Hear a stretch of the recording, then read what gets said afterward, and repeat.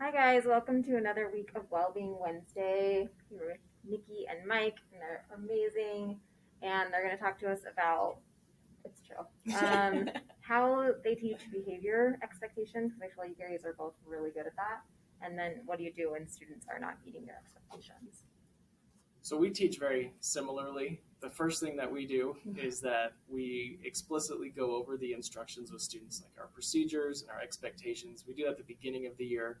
We take quite a bit of time to do that, I think, in each of our classes. And we kind of have all the expectations and procedures on a slideshow that we go through, with the students completely. And then we, every term, reaffirm those. We go over those again. But we also do that every day. So, for example, the students read every day at the beginning of class. And so after we're done reading, we positively say, thank you for coming in and getting started quickly. Thank you for staying on task. Let's move on to our journals. And if they didn't do a good job, we say, thank you for coming in quickly, but let's try a little harder next time to stay on task. So it's consistent reinforcement, and it's usually a positive thing because the students are usually doing what they should be doing.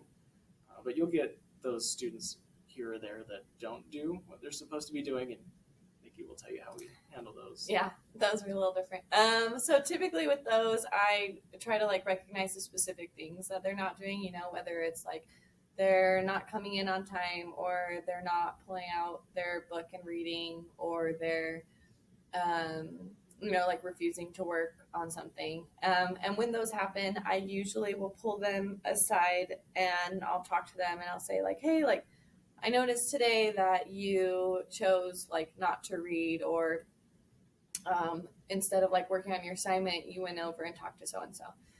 I'll be so why did this behavior happen? Basically, I ask why, and typically we'll talk about if they don't have, they usually say, I don't know, so I'll give them some ideas, and I was were you just not feeling it, or are you tired today, or does it not make sense? Something along those lines, and they'll usually pick one if you give them some options. And then from that, I explain why it's important.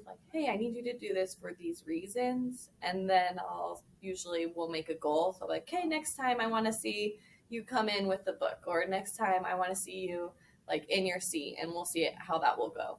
And I also usually bring up the idea of citizenship, because I want them for it to make sense, and so I'll say hey, in my class, this is good as citizenship. This is just a warning, but continuous behavior means your citizenship will go down. And usually by then they'll be okay, and they'll change it, or they don't care. But you never know.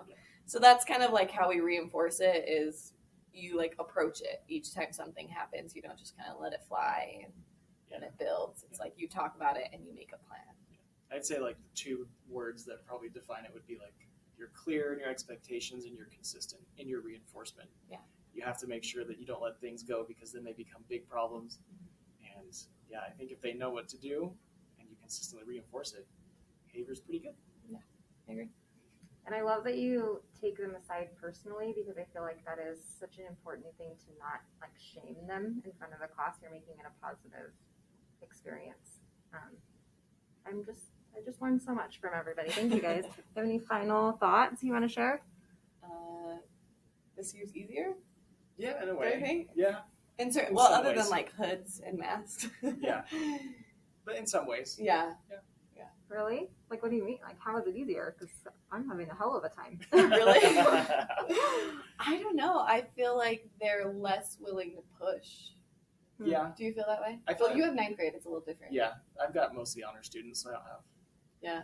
too many kids pushing anyway. Maybe I'm just really used to eighth grade pushing a lot. And so this year I feel they're more willing to just do it. Yeah. Yeah. Maybe because they like being here, but they're just more willing to I'll just write. And they'll just write. Yeah. I'm Awesome. You guys are so great. Thank you so much.